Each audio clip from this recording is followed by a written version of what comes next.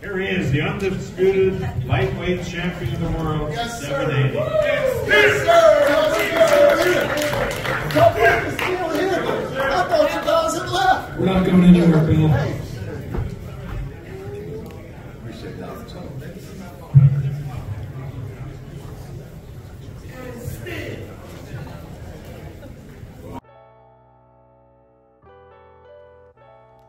Dante's Boxing Nation, what's going on, guys? So about a week ago, Bob Arum, he came out and he revealed that he was setting up a meeting with Devin Haney, and he was going to offer him either a Shakur Stevenson fight, a Lomachenko rematch, or the winner of Teofimo Lopez versus Josh Taylor. Well, they had that meeting. And according to Bill Haney, Bob Arum never even mentioned Shakur Stevenson's name. It was the Haneys who had to mention Shakur Stevenson's name. And when they did bring up Shakur, they asked Bob, where is this contract that Shakur Stevenson keeps talking about when he says sign the contract? And Bob, he responds by saying, I don't know what Shakur Stevenson is talking about. Fighters don't send out contracts. So Bob himself never even brought up Shakur Stevenson's name. But according to Bill, Bob was pushing the hardest for a Lomachenko rematch. And he mentioned the fight against Teofimo Lopez. For some strange reason, Bob Arum has never shown interest in his two fighters, which is usually what Bob Arum loves to do, is match up two in-house fighters. Even though Devin Haney is a free agent, but he will sign some type of deal to fight Shakur Stevenson with Top Rank. And let me tell you something, I always pay attention to patterns. And I can tell you that Bob Arum not showing too much interest in the Devin Haney versus Shakur Stevenson fight, this is something that Bob Arum has been doing for quite some time. Matter of fact, Bob Arum, he had did an interview leading up to the Devin Haney versus Lomachenko fight. He was asked by a reporter, would you like to see the winner of this fight between Haney and Lomachenko fight Shakur Stevenson? The reporter says, because that would really raise their stock. And remember, the perception at that time leading up to this fight was Devin Haney, he was going to win this fight hands down.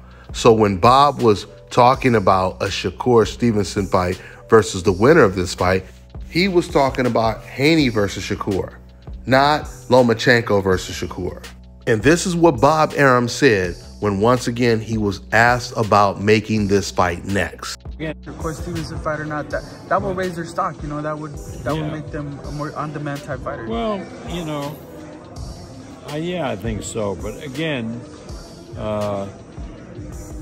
it's one step at a time. One step at a time. Yeah. You know, it's sad, but it's true. You know, you'd want some Hispanic element in a fight because they're big fans. Of course, Puerto Rican. What? He's coming out with the Puerto Rican Shakur is half Puerto Rican. Okay, so one of the first things you'll notice is when Bob Arum said that, you know, a fight needs a Latino element, he completely ignored the fact that Shakur Stevenson was half Puerto Rican.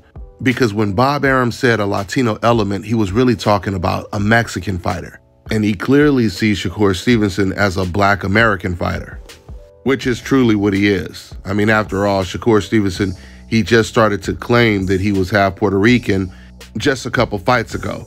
Matter of fact, I think I might even have something to do with Shakur Stevenson even claiming that he's Puerto Rican, because this is how it all started. When I found out Sebastian Fundora was half Cuban, and he wasn't claiming that he was half Cuban, I found that odd because Cubans are some of the most skilled fighters in the sport of boxing. In terms of technique and skill, they dominate the amateurs. And after all, Lomachenko was always given credit for how good he was as an amateur, right? Every time Lomachenko's name was brought up, they talked about how many wins he had as an amateur, how many gold medals he won. Well, when it comes to the Cubans, they dominate the amateur Olympic scene. They have more gold medals than any other country when it comes to boxing. So I would think that if a fighter was half Cuban and Mexican, he would proudly want to claim both nationalities. But he didn't at all. He only wanted to claim being Mexican. So I had my reporter Skip ask Fundora, isn't he mixed with Cuban? And Fundora, he completely dismissed it. He said, yeah, I am, but you know, I never really paid attention to Cuban fighters or anything. He said he never even watched any Cuban fighters. And I thought that was strange because that's like a Mexican fighter being half black and saying, yeah, well, I never really watched any of the black American fighters, you know, so I really only see myself as a Mexican fighter. And that would make no sense because black American boxers have dominated the sport of boxing since the inception. They have always been the Michael Jordans, the Kobe Bryants, the LeBron James of the sport.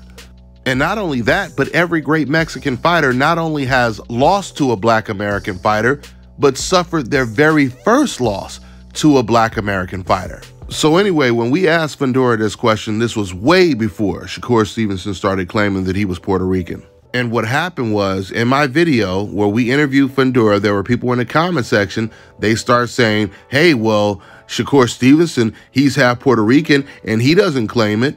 And then they would mention other names. And then weeks later, Shakur Stevenson, he had a fight. And then reporters, they started to ask Shakur Stevenson the same question I asked Fundora. They started asking him, aren't you Puerto Rican? And Shakur, he said, yeah, I am. But, you know, I'm going to leave that up to you guys, the reporters. If you guys want to start calling me half Puerto Rican, I'm going to leave that up to you. And he left it at that. But then more people started to ask him the same question. And then after he was asked that question maybe 2 or 3 times, then all of a sudden, he started claiming he was Puerto Rican. Which, by the way, just to make it clear, he is half Puerto Rican. But that's exactly how the whole Puerto Rican thing started. Now let's go back to Bob Arum. What you just heard Bob say in that clip right there, when he was talking about a potential fight between Devin Haney and Shakur Stevenson, what he said right there in that clip completely corroborates everything that Bill Haney said, meaning Bob didn't show too much interest of making a potential Devin Haney versus Shakur Stevenson fight when they were in the meeting. But here's what makes zero sense. Once again, you hear the reporter saying to Bob Arum, you know, do you want the winner to fight Shakur Stevenson? And Bob says, it's sad, but a fight really needs a Latino element. Once again, he really means a Mexican fighter. The reason why that makes no sense is because when Shakur Stevenson fought Oscar Valdez, Bob Arum didn't even attempt to promote the fight. And it was his fight that he was putting on. When the fight was first announced, that was the only fight, especially of that magnitude, that was the only fight on Top Rank where they didn't even have a press conference to announce the fight. And you guys may recall, Bob Arum is known for infamously walking off the stage, something he had never did before. And the thousands of fights that Bob has promoted, he had never walked off the stage right before the 2 main guys in the main event were about to come on stage to promote their fight. As soon as Shakur and Oscar Valdez was about to come on stage, Bob, he literally got up and he left. He didn't even bother to promote his own fight card. I appreciate Bob, but I feel like he should have sat up here. I feel like it's a big fight. It's business at the end of the day. The best fighting the best, so he should have sat right here and sat with us. You feel me? That's what I feel like. A lot of people was looking forward to the press conference between you and Oscar Valdez, man. Why wasn't there a press conference? I don't know, man. A lot of stuff is going on with Top Rank. I don't know, but. So I guess when he says a fight really needs a Latino element, he's really talking about the Latino has to win the fight. It's not worth it if the Latino is going to lose. Which is why Bob Arum did not like the Shakur Stevenson-Oscar Valdez fight, because he knew that was a guaranteed L for the Mexican fighter. And if the boxing fans already knows this, then Bob Arum as a promoter, he should definitely already know that a Devin Haney versus Shakur fight is one of the biggest fights in the sport of boxing. Forget just being a big fight. It's one of the biggest in the sport of boxing. Meaning that fight is 10 times bigger than Devin Haney versus a Latino fighter like Jojo Diaz, or a Shakur Stevenson versus an Oscar Valdez. It's common sense that that fight is 10 times bigger than those fights. Something else that Bill Haney said. Bill Haney revealed that he talked to his lawyer, and he had told his lawyer, see how serious they are about making the Shakur Stevenson fight. His lawyer got back to him a couple days later and told Bill the fight is not going to happen. It's not going to happen right now, meaning they're looking to go a different direction for the time being.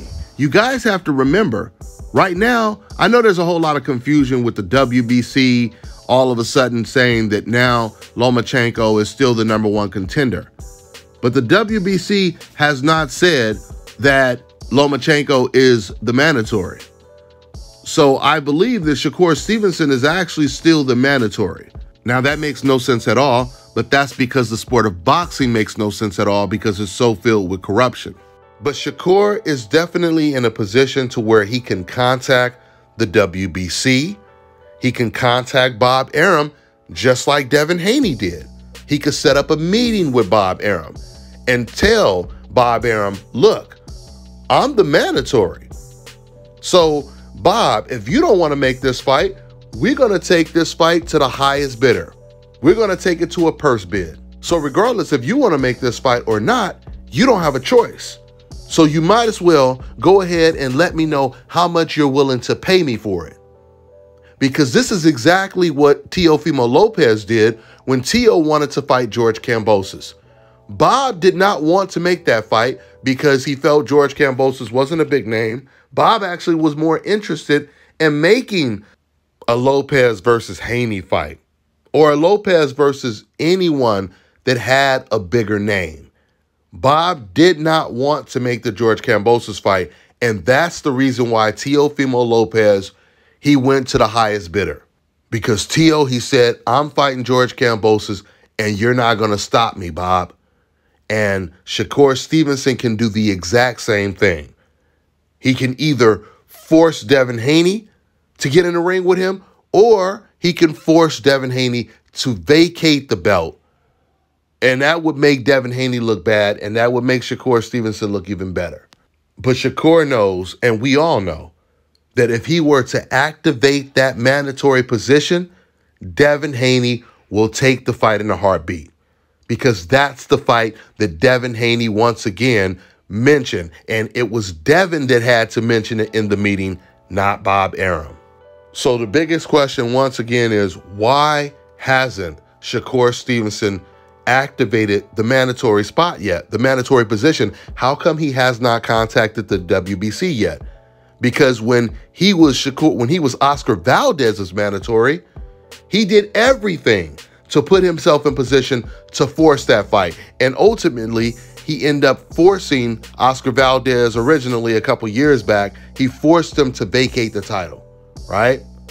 I don't know why he's not doing the same thing when it comes to this situation with Devin Haney. We'll find out soon what he decides to do, but that's all I got for now, guys. I'm on to the next one. All right, now check this out, guys. If you're looking to repair eczema scars, burns and bruises, dark spots and blemishes, fever blisters, diabetic ulcers, this right here is the perfect product for you guys. It's called LO Decay Face and Body Oil. Athletes and top-ranking boxers, they're also using it after training to reduce swelling, inflammation, and to ease the pain. So get yours today. Go to lodecay.com, like them on Facebook, and follow them on Instagram.